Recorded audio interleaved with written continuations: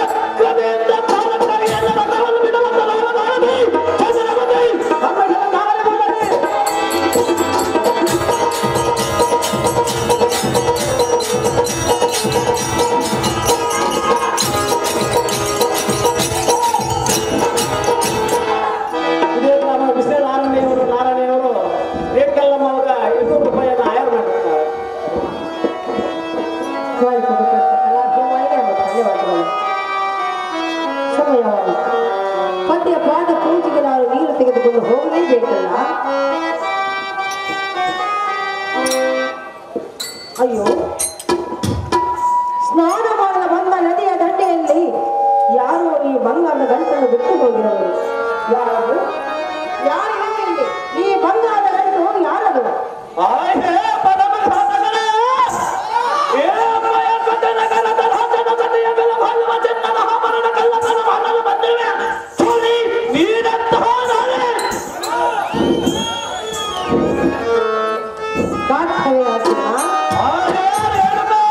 ಕಳುವು ಮಾಡಲು ಬಂದಿರವೆಂದು ತಿಳಿದುಕೊಂಡಿದೆಯಾ? ಹೇಳುವೆನು ಕೇಳು. ಚೆನ್ನಾಗಿ ಹೇಳು.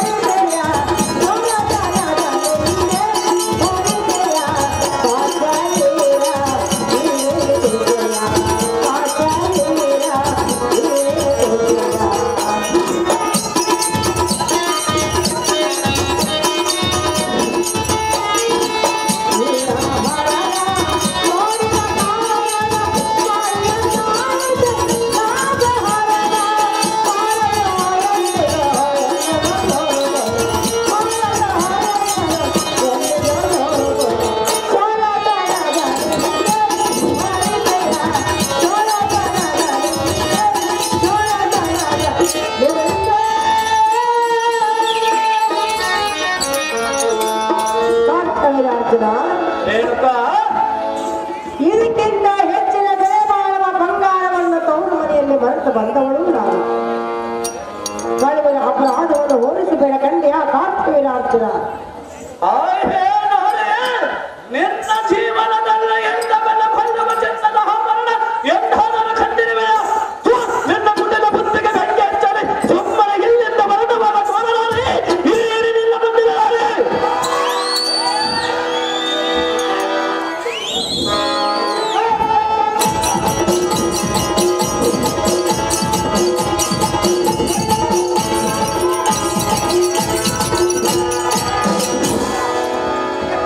ಅಯ್ಯೋ ಶಿವ ಶಿವ, ಪತಿಯ ಪಾದ ಪೂಜೆಗೆ ನೀರು ತೆಗೆದುಕೊಂಡು ಹೋಗಲು ಬಂದರೆ ನನಗೇನು ಅಪಶಕನೂ ಆಯಿತಲ್ಲ. ಈಗ ನಾನೇನು ಮಾಡಲಿ? ಎಲ್ಲ ಪತಿಯೋ ರೇಣುಕ ಎಂದು 3 ಸಾರಿ ಕಲಿಯುವುದರಾಗಿ ನಾನು ಹೋಗಬೇಕು. ನನಗೆ ಉಳಿದಿರುವುದು ಒಂದೇ ಮಾರ್ಗ. ಪತಿಯ ಪಾದದ ಮೇಲೆ ಬಿಟ್ಟು ಕ್ಷಮೆ ಕೇಳಬೇಕು ಎಂದಿದ್ದಾರೆ.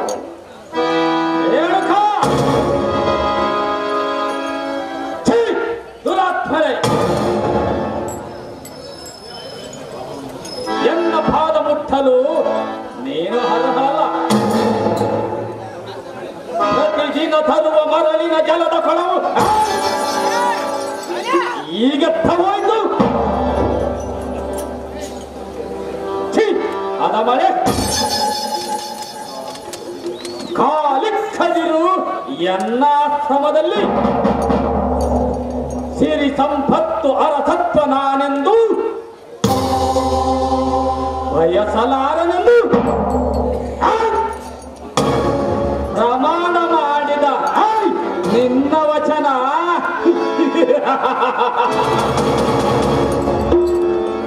ಈಗ ತವೈದು. ರೇಣುಕಾ, ನೀನು ಪತಿರಥೆಯೇ? ಈ ಪತಿಗೆ ತಕ್ಕ ಸತಿಯೇ?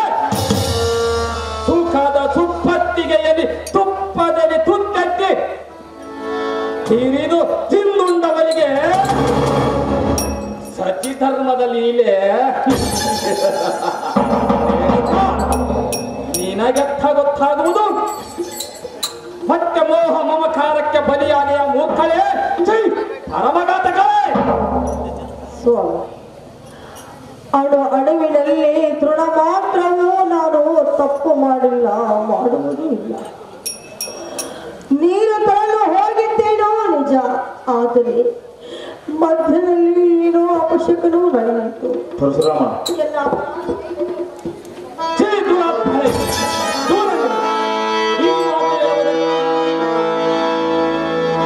ಮೋಸ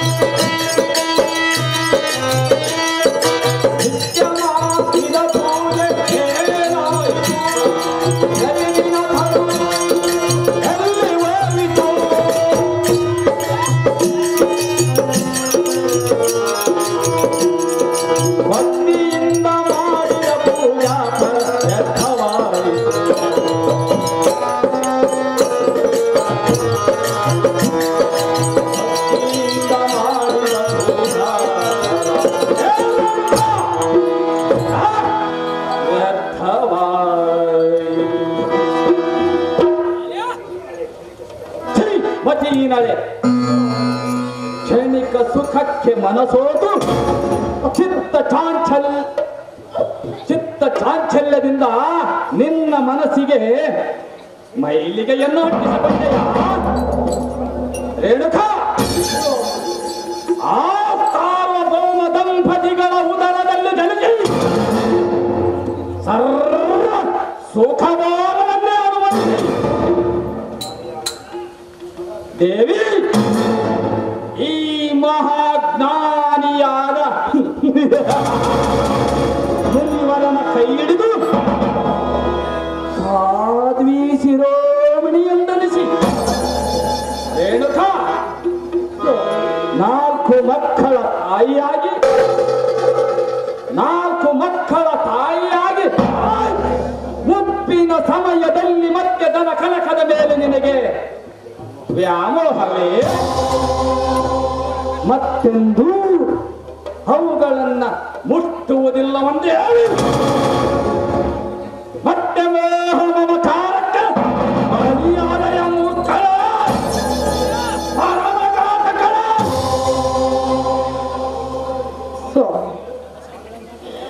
ನೋಡಿದ ಮಾತ್ರಕ್ಕೆ ಕೇಳಿದ ಮಾತ್ರಕ್ಕೆ ಮನ ಮೈಲಿಗೆ ಆಯಿತು ಎಂದು ನೀವು ತಿಳಿದುಕೊಂಡಿರುವಲ್ಲ ಸ್ವಾಮಿ. 4 ಮಕ್ಕಳಾದ ಮೇಲೆ ಮತ್ತೆ ನನಗೆ ಯೌವನ ಬರಬಹುದು. ನೀರು ತರಲು ಹೋಗಿದ್ದೇನೋ ನಿಜ, ಆದರೆ ಏನೋ ಅಪಶಕನವಾಯಿತು. ಎಲ್ಲ ಅಪರಾಧವನ್ನು ಮನ್ನಿಸು ಸ್ವಾಮಿ. ಸ್ವಾಮಿ ಸ್ವಾಮಿ ಎಂದು ನೀನು ಸ್ವಾಭಿಮಾನದ ಮಾತುಗಳಲ್ಲಿ ಹೇಳಬೇಡ. ಈ ಮಾತು ಹೇಳುವುದಕ್ಕೆ ನಿನಗೆ ಸ್ವಲ್ಪವಾದ ಒಂದು ಆಸಕ್ತಿ ಬರುತ್ತವೆ. ನನ್ನ ಮನದಾಸೆಯನ್ನೇ ನಿರಾಸೆ ಮಾಡಿದೆ. ರೇಣುಕಾ ಅನುಸೂಯೆಯಂತೆ ಪತಿರತೆಯಾದರೂ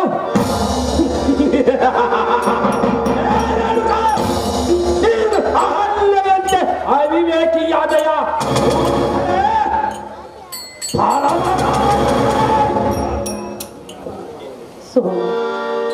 ನಿಮ್ಮನ್ನು ಬಿಟ್ಟು ನಿಮ್ಮನ್ನು ಅಗಲಿ ಆಶ್ರಮವನ್ನು ಬಿಟ್ಟು ನಾನು ಇಲ್ಲಿಗೆ ಹೋಗುವುದಿಲ್ಲ.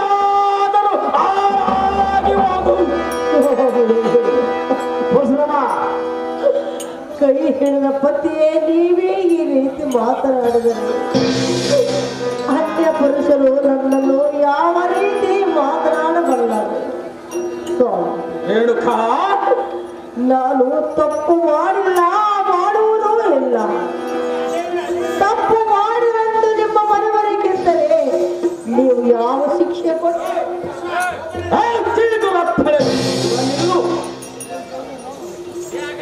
ಎನ್ನ ಕೈ ಹಿಡಿದ ನಿನ್ನನ್ನು ಮಹತ್ತರವಾದ ಸ್ಥಾನಕ್ಕೆ ಕರೆದೊಯ್ಯಬೇಕೆಂದು ಕಂಡಿದ್ದೆ ರೇಣುಕಾ. ಆದರೆ ನಿನ್ನ ಈ ಬುದ್ಧಿಯೇ ಪಾಪ ಈ ಕೆಳಮಟ್ಟಕ್ಕೆ ತಂದು ಬಿಟ್ಟಿದೆ.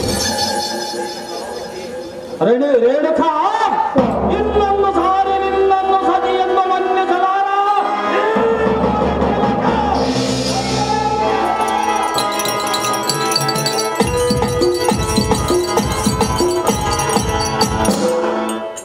ಬಾಬಾ ರಾಮ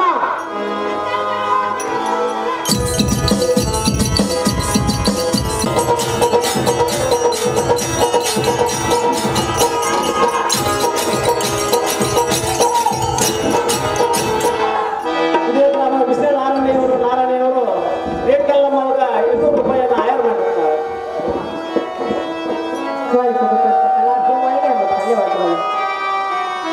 ಸಮಯವಾಗಿ ಪತಿಯ ಪಾದ ಪೂಜೆಗೆ ನಾನು ನೀರು ತೆಗೆದುಕೊಂಡು ಹೋಗಲೇಬೇಕಲ್ಲ. ಅಯ್ಯೋ, ಸ್ನಾನ ಮಾಡಲು ಬಂದ ನದಿಯ ದಂಡೆಯಲ್ಲಿ ಯಾರು ಈ ಬಂಗಾರದ ಗಂಟನ್ನು ಬಿಟ್ಟು ಹೋಗಿರೋರು? ಯಾರು ಯಾರು ಇಲ್ಲಿ? ಈ ಬಂಗಾರದ ಗಂಟು ಯಾರದು?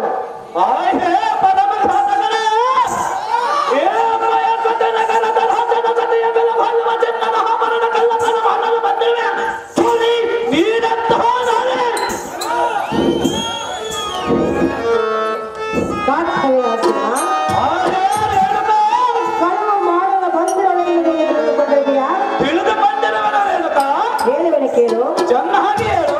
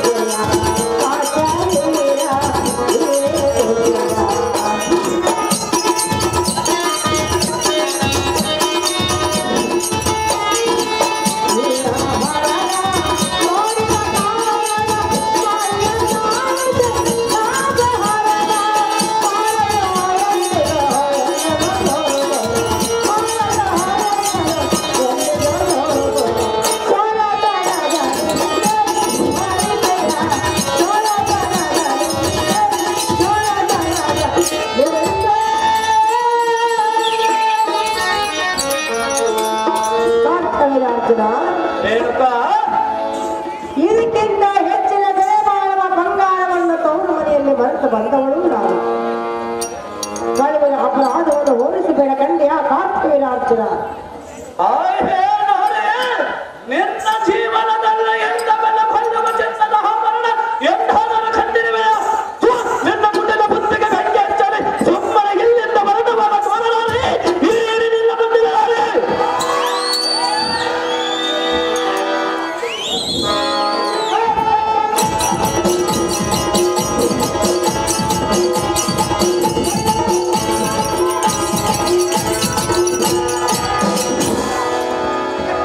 ಅಯ್ಯೋ ಶಿವ ಶಿವ. ಮತ್ತೆ ಆ ಪಾದ ಪೂಜೆಗೆ ನೀರು ತೆಗೆದುಕೊಂಡು ಹೋಗಲು ಬಂದರೆ ನನಗೇನು ಅಪಶಕನೂ ಆಯಿತಲ್ಲ. ಈಗ ನಾನೇನು ಮಾಡಲು? ಎಲ್ಲ ಪತಿಯೋ ರೇಣುಕ ಎಂದು 3 ಸಾರಿ ಕಳೆದೊಳಗಾಗಿ ನಾನು ಹೋಗಬೇಕು. ನನಗೆ ಉಳಿದಿರುವುದು ಒಂದೇ ಮಾರ್ಗ. ಪತಿಯ ಪಾದದ ಮೇಲೆ ಬಿಟ್ಟು ಕ್ಷಮೆ ಕೇಳಬೇಕು ಎಂದಿದ್ದಾರೆ.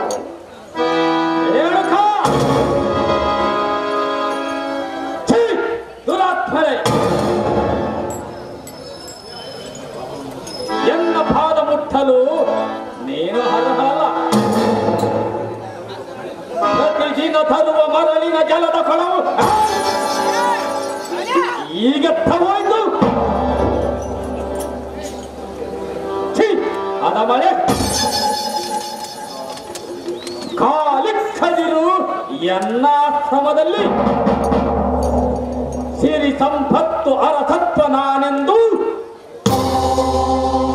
ಬಯಸಲಾರನೆಂದು ಪ್ರಮಾಣ ಮಾಡಿದ ನಿನ್ನ ವಚನ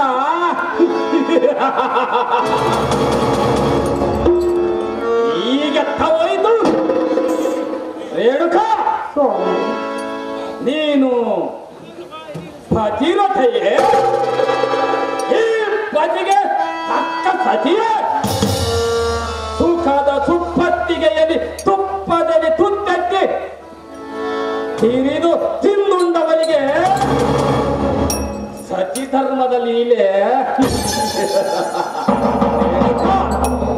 ನಿನಗೆತ್ತ ಗೊತ್ತಾಗುವುದು?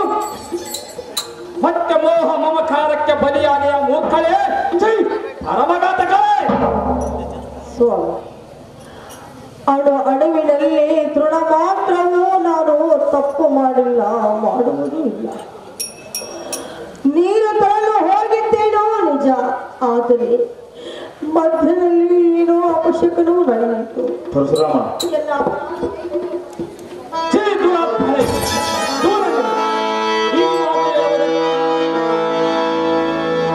ಮೋಸ ಮಾಡಿ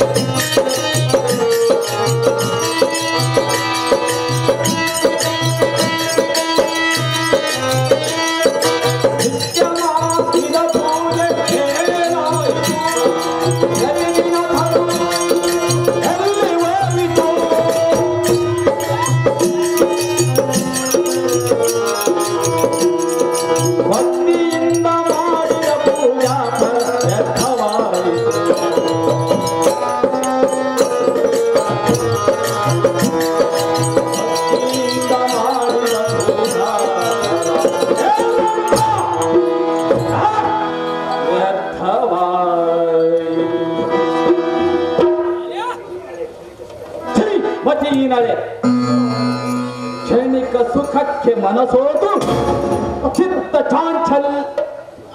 ಚಿತ್ತ ಚಾಂಚಲ್ಯದಿಂದ ನಿನ್ನ ಮನಸ್ಸಿಗೆ ಮೈಲಿಗೆಯನ್ನು ಹೊಟ್ಟಿಸಬಂದೆಯ ರೇಣುಕಾ. ಆ ಸಾರ್ವಭೌಮ ದಂಪತಿಗಳ ಉದರದಲ್ಲಿ ಜನಿಸಿ ಸರ್ವ ಸುಖಭಾವವನ್ನೇ ಅನುಭವಿಸಿ ದೇವಿ ಈ ಮಹಾಜ್ಞಾನಿಯಾದ ಮುನಿವರನ ಕೈ ಹಿಡಿದು ಸಾಧ್ವಿ ಶಿರೋಮಣಿ ಎಂದನಿಸಿ ರೇಣುಕಾ 4 ಮಕ್ಕಳ ತಾಯಿಯಾಗಿ ಮುಪ್ಪಿನ ಸಮಯದಲ್ಲಿ ಮತ್ತೆ ದನ ಕನಕದ ಮೇಲೆ ನಿನಗೆ ವ್ಯಾಮೋಹವೇ ಮತ್ತೆಂದೂ ಅವುಗಳನ್ನ ಮುಟ್ಟುವುದಿಲ್ಲವೆಂದೇ ಹೇಳಿ ಮತ್ತೆ ಮೋಹ ಮಮಕಾರಕ್ಕೆ ಬಲಿಯಾದಯ ಮೂರ್ಖಳ ಪರಮಘಾತಕಳ.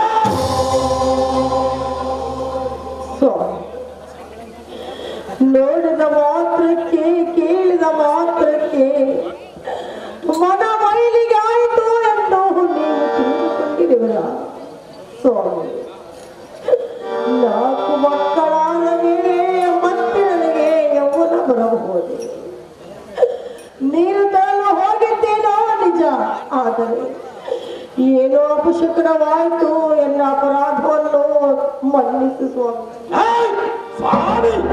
ಸ್ವಾಮಿ ಎಂದು ನೀನು ಸ್ವಾಭಿಮಾನದ ಮಾತುಗಳಲ್ಲಿ ಹೇಳಬೇಡ. ಈ ಮಾತು ಹೇಳುವುದಕ್ಕೆ ನಿನಗೆ ಸ್ವಲ್ಪವಾದ ಒಂದು ಆಸಕ್ತಿ ಬರುತ್ತವೆ.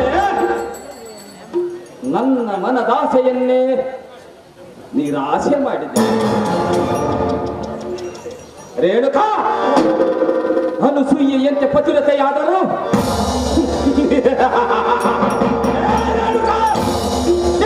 ಅಹಲ್ಯೆಯಂತೆ ಅವಿವೇಕಿಯಾದಯ.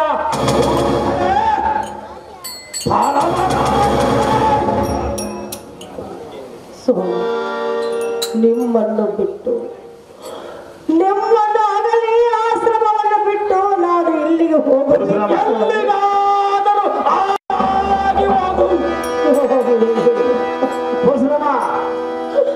ಕೈ ಹಿಡಿದ ಪತಿಯೇ ನೀವೇ ಈ ರೀತಿ ಮಾತನಾಡಿದರು. ಅನ್ಯ ಪುರುಷರು ನನ್ನನ್ನು ಯಾವ ರೀತಿ ಮಾತನಾಡಬಲ್ಲರು ರೇಣುಕಾ. ನಾನು ತಪ್ಪು ಮಾಡಿಲ್ಲ, ಮಾಡುವುದೂ ಇಲ್ಲ. ತಪ್ಪು ಮಾಡಿದಂದು ನಿಮ್ಮ ಮನವರಿಕೆಂದರೆ ನೀವು ಯಾವ ಶಿಕ್ಷೆ ಕೊಟ್ಟು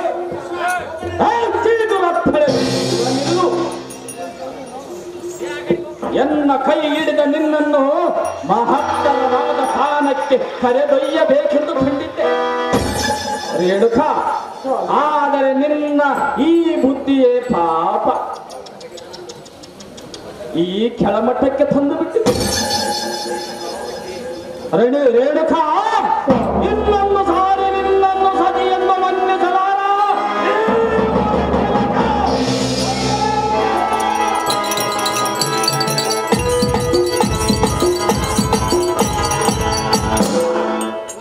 ಬಾಬಾ ರಾಮ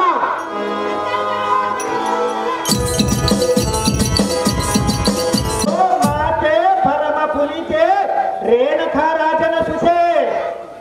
ನಿನ್ನ ಆಶೀರ್ವಾದದಿಂದ ಕೈಲಾಸ ವಾಸನಾದ ಈಶನನ್ನು ಪ್ರತ್ಯಕ್ಷ ಮಾಡಿಕೊಂಡು ಈ ಪರಶುವನ್ನು ಪಡೆದುಕೊಂಡು ಬಂದಿರುವರು ಈ ನಿನ್ನ ಮಗ ಪರಶುರಾಮ. ಅಮ್ಮ ಜನರೇ, ಅಮ್ಮ ಜನನಿ, ಈ ನಿನ್ನ ಮಗ ಪರಶುರಾಮನನ್ನ ಆಶೀರ್ವದಿಸು. ಅಮ್ಮ ಮಾತೆ, ಏನಿದು ನಿಮ್ಮ ಮನದ ವ್ಯಥೆ? ನೀನ ಪರಿಪರಿಯಿಂದ ಕಣ್ಣೀರು ಸುರಿಸುವ ಅಮ್ಮ ಮಾತೆ. ಮಗನೇ, ನೀವು ಆಶೀರ್ವಾದವನ್ನು ಮಾಡು ಮಾತೆ ಎಂದು ಕೇಳುತ್ತಿರುವಿಯಾ? ಹೌದು ಮಾತೆ. ಕರ್ಣ, ಅಮ್ಮಯ್ಯ, ತಾಯಿಗೆ ಕೊಟ್ಟ ಮಾತನ್ನು ನಡೆಸುವುದಕ್ಕಾಗಿ ನೀನು ಪರುಷವನ್ನು ಪಡೆದುಕೊಂಡು ಬಂದಿರುವೆ. ಹೌದು ಮಾತೆ. ನಿನ್ನನ್ನು ಏನೆಂದು ಆಶೀರ್ವಾದವನ್ನು ಮಾಡಲು ಅಮ್ಮ ಜನರೇ, ನೀ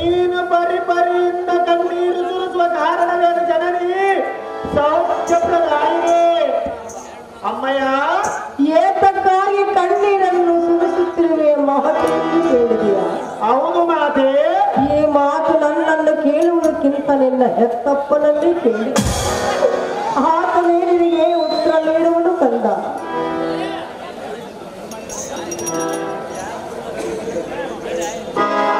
ಜನಕ ನೀವು ತಲೆಯ ರುದ್ರನಂತೆ ಕೋಪವು ಕಾರಣದ ಕಾರಣವೇನು? ನಿಮಗೆ ಎದುರಾದವರು ಯಾರು? ಈ ಜೀವನ ಸಂಸ್ಕಾರಕ್ಕೆ ಹೇಳ. ಓ ಜನಕ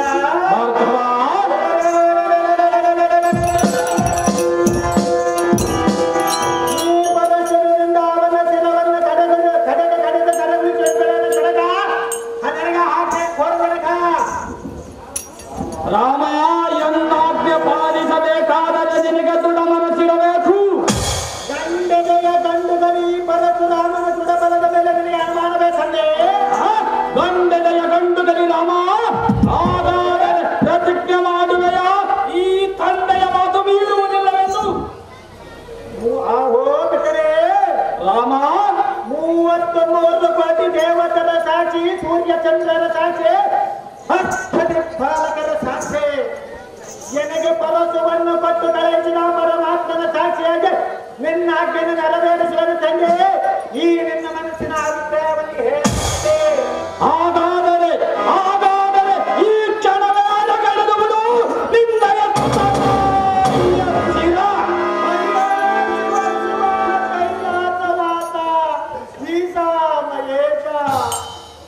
ಏಕೆ ರಾಮ ಮೌನವಾದಿ?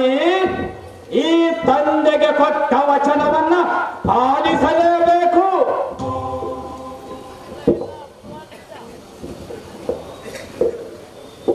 ಅಯ್ಯೋ ಶಿವ ಶಿವ ಕೈಲಾಸವಾಸ ಈಸಾ ಮಹೇಶ, ಇಂದು ಎಂತ ಅಗ್ನಿ ಪರೀಕ್ಷೆ, ಇಂದು ನಾನೆಂತ ಪ್ರತಿಜ್ಞೆ ಮಾಡಿದೆ.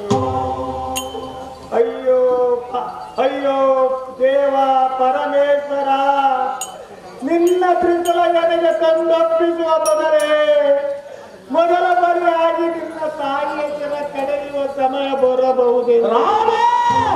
ಮುಂದಿನ ವಿಚಾರ ತಿಳಿಸದೆ ಮೌನವಾದ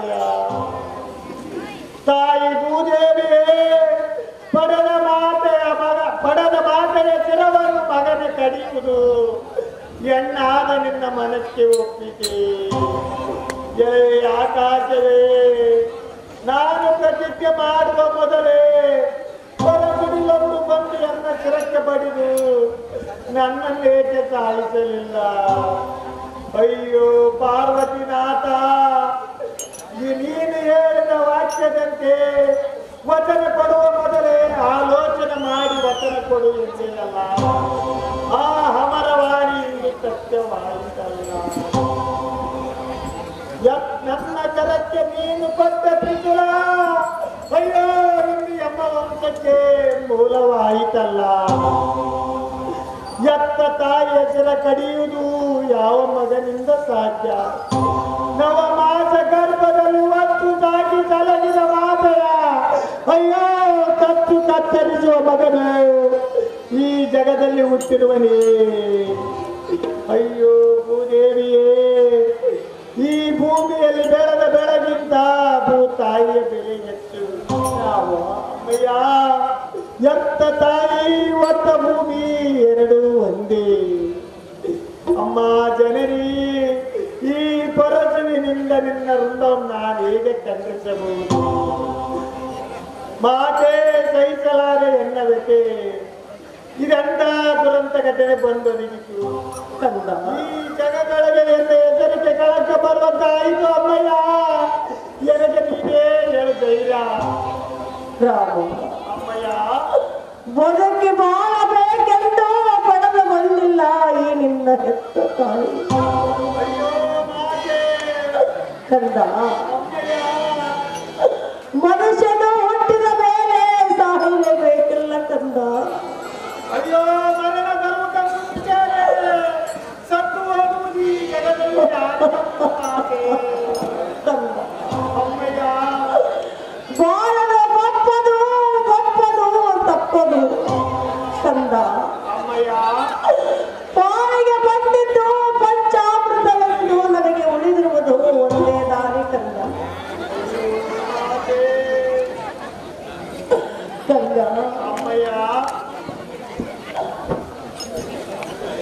ಕಂದ ಅಮ್ಮಯ್ಯ ತಾಯಿಗೆ ಕೊಟ್ಟ ಮಾತನ್ನು ನಡೆಸುವುದಕ್ಕಾಗಿ ಹಣನನ್ನು ಒಲಿಸಿ ಪರಶುವನ್ನು ಪಡೆದುಕೊಂಡು ಪರಶುರಾಮನಾಗಿ ಬಂದಿರುವೆಯಲ್ಲ ರಾಮ ಕಂದ.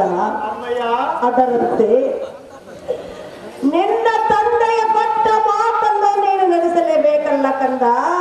ರಾಮ ರಾಮ ಅಮ್ಮಯ್ಯ ಈ ನಿನ್ನ ಕೀರ್ತಿ ಜಗತ್ತಿಗೆ ತಿಳಿಯಬೇಕಾದರೆ ಮಗನೇ ಅಮ್ಮಯ್ಯ ಈ ನಿನ್ನ ಹೆತ್ತ ತಾಯಿ ಚರಿತ್ರೆ ಜನರಿಗೆ ತಿಳಿಯಬೇಕಾದರೆ ಸೌದತ್ತಿ ಎಲ್ಲಮ್ಮ ಎಂದು ಭಕ್ತರಿಗೆ ತಿಳಿಯಬೇಕಾದರೆ ತಂದೆಯ ಕೊಟ್ಟ ಮಾತು ನಡೆಸು, ಹಾರಿಸು ನಿನ್ನ ಹೆತ್ತ ತಾಯಿಯ ರುಂಡವನ್ನು.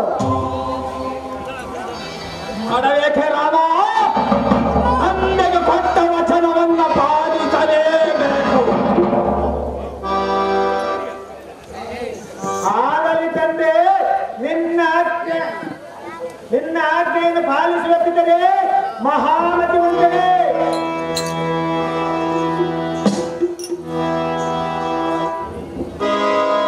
ಜೈ ಜಗದೀಶ್ವರ.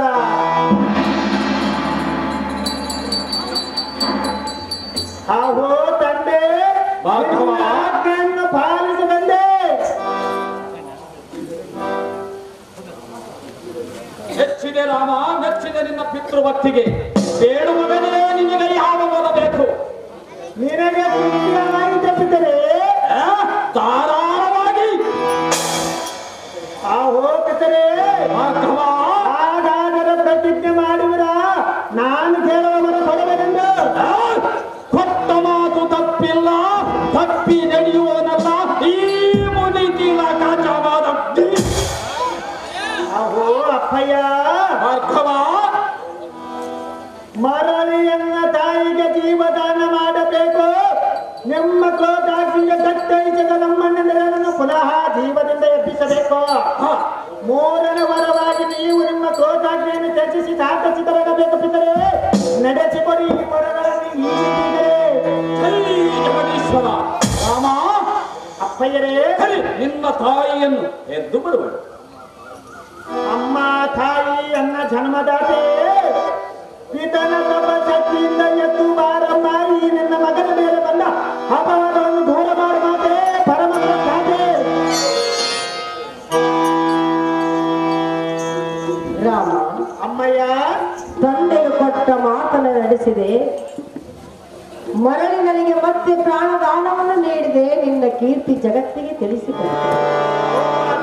ನನ್ನ ಹೆತ್ತ ಜನ್ಮವು ಸಾರ್ಥಕವಾಯಿತು ಪುತ್ರ. ಸ್ವಾಮಿ, ಸದಾ ಮುತ್ತೈದೆಯಾಗಿರಲೆಂದು ನಿನಗೆ ಸುಮಂಗಲಿಯಾಗಿ ಬಾಳುವ ರೇಣುಕ ಚಿರಕಾಲವಾಗಿರಲಿ. ನಿನ್ನ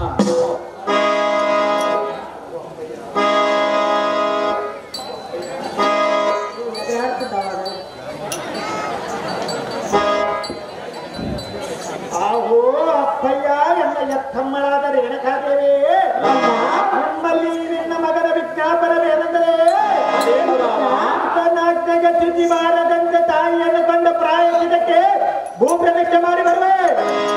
ಈ ಜಾಗೃತಿಯಿಂದ ಈ ನಿನ್ನ ಮಗನಿಗೆ ಸಂತೋಷದಿಂದ ಆಶೀರ್ವಾದ ಮಾಡಿ ಕಳಿಸಿದ ಜನನಿ ಜನಗಳೇ, ನೀನು ಹೋದ ಕಾರ್ಯ ಜಯವಾಗಿ ಹೋಗಿ ಬರುವಂತ ನಾನು ಪುತ್ರ ಸಮನಾಗ್ತ.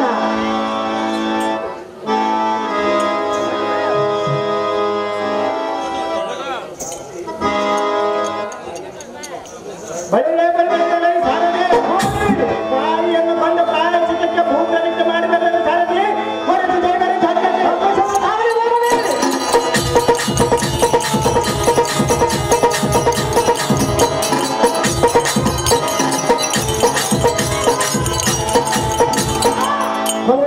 ಸ್ವಾಮಿಯವರು ಜಮಾಲಗ್ನಿ ಪಾತ್ರ ಮಾಡಿದಂತವರಿಗೆ 200 ರೂಪಾಯಿಯನ್ನು ಆಯರ್ ಮಾಡಿರ್ತಾರೆ. ಸುರೇಖ ಚಂದ್ರಿಕಾ ಬರ್ಬೇಕು. ಸುರೇಖ ಚಂದ್ರಿಕಾ 2 ರೂಪಾಯಿ.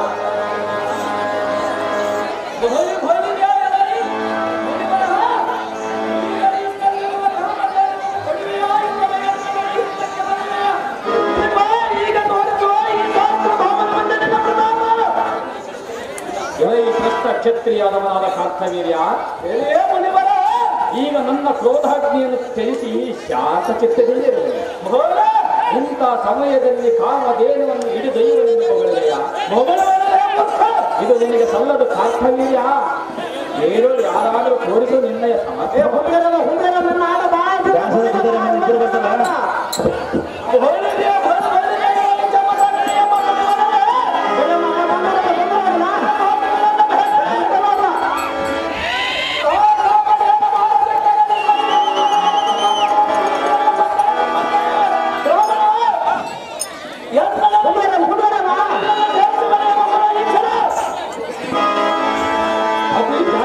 ಯುದ್ಧಕ್ಕೆ ಸನ್ನಡನಾಗಿ ಕಾಮ